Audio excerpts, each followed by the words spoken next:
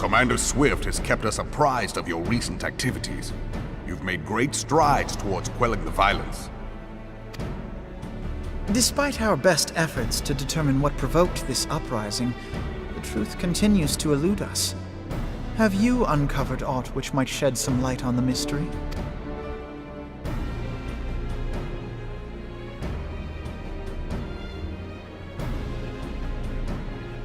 This information does not leave this room. The Syndicate's decision to reject the Doman refugees' appeal for asylum had lasting repercussions. A number of those displaced by the calamity claimed it was proof of a policy of discrimination.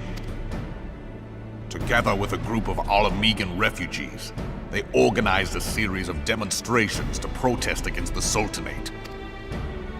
Demonstrations which became heated, but did not descend into violence. Until a certain incident served as a call to arms. A unit of brass blades sent to supervise a demonstration loosed arrows upon unarmed protesters. It was this atrocity which prompted the refugees to take up arms. I need not tell you what followed. We assumed at first that the attack was born of a miscommunication. When emotions run high, they happen. But suspicions were raised regarding the unit's commanding officer, whom I ordered interrogated. Sure enough, our fears were soon confirmed. The dog confessed that a merchant had offered him coin to give the order. A merchant in the employ of FFXIV. FFXIV? But he spoke in favor of the Doman's cause, and has ever seemed sympathetic towards the refugees' plight. Why would he do such a thing? Know you of the Cartano Reclamation Bill? It is a proposal to annex the Cartano Flats so that refugees may establish permanent settlements. When last I looked, that was disputed territory. Aye.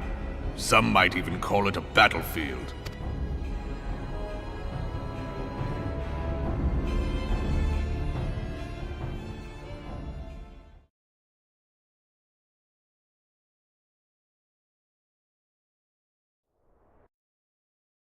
The destruction wrought by Bahamut was greatest at the Cartano Flats.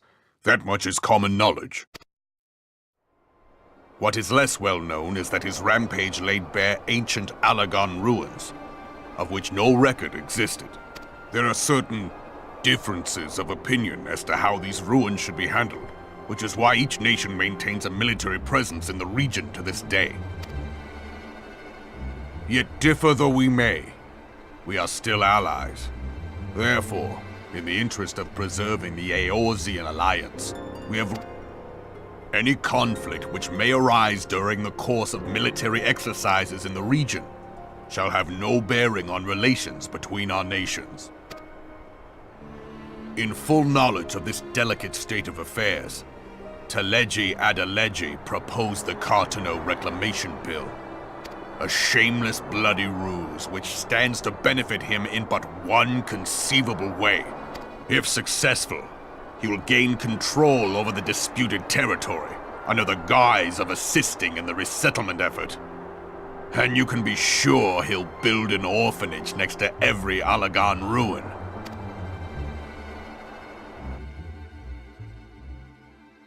The man would threaten the unity of the Eorzean alliance and risk countless lives for personal gain. He walks a path all his own, independent of any faction and beholden to none of his fellows on the Syndicate. By inciting the less fortunate to violence, he hopes to convince others that the Cartano Reclamation Bill is the only viable solution.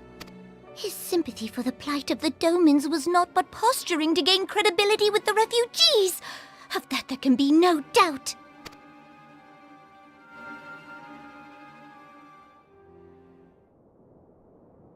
Forgive me, but what could possibly motivate FFXIV to go to such lengths?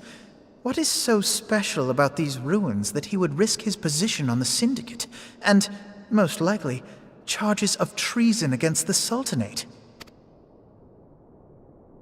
Omega. Pardon?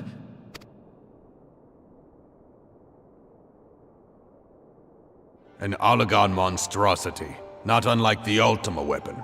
Mayhap larger, we know not.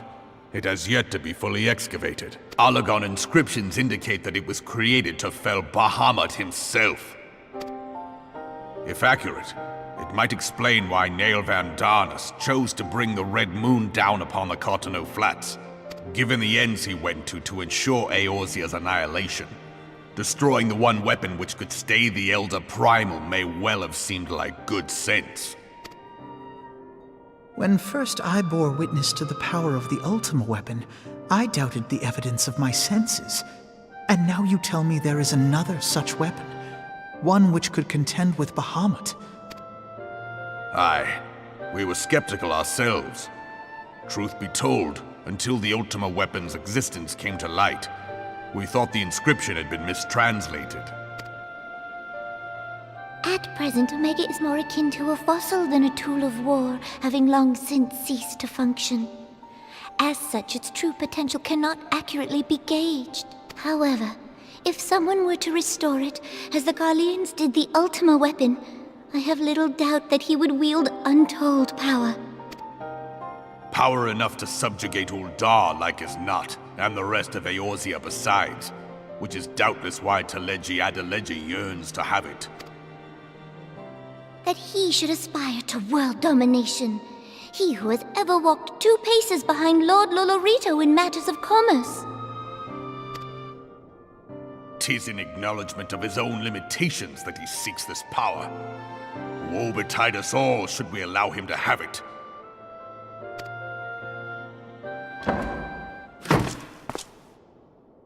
Pray waste no time chasing rats. Only a fool would believe that secrets can be kept in Uldar.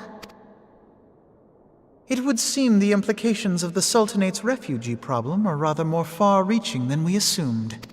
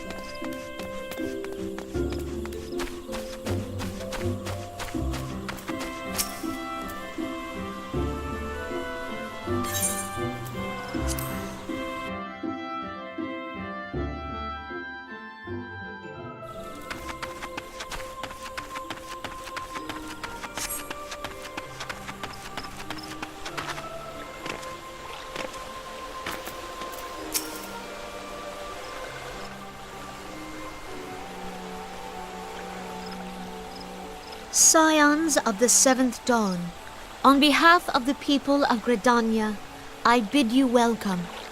Your presence is of great comfort to us all in these days of uncertainty. I summoned you here to share tidings of a most urgent nature.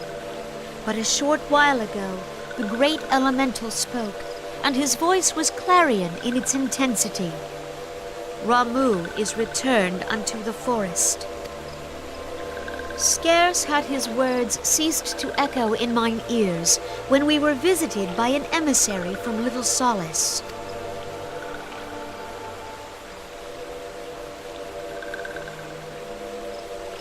Our guest informs us that the sylphs too have sensed the presence of the Lord of Levin.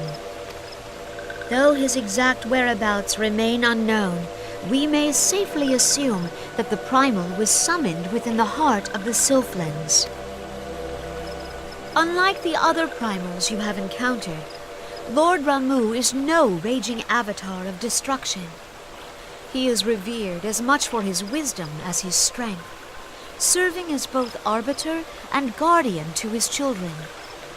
Given that we and the Sylphs found a way to share the Twelveswood, it is my hope that this sagely immortal will be amenable to reason, and that conflict may be avoided. Blessed as you are with the power of the echo, you are one of the few among us who may commune with a primal without fear of influence.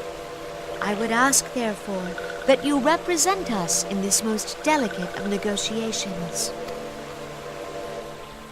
The Twelveswood has suffered enough.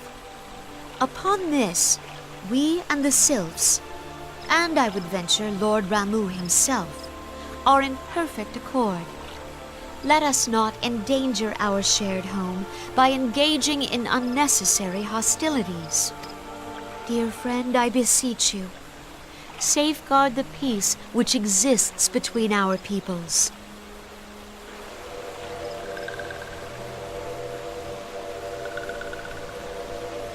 You have my thanks.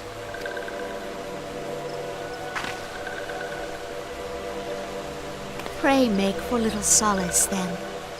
A member of the Order of the Twin Adder awaits you there. He will advise you on how to find the Lord of Levin.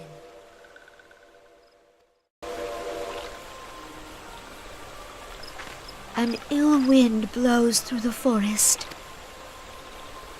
Yet, it is not only the Twelveswood that flinches at its coming. All the lands of Eorzea shiver in dread anticipation. Have care.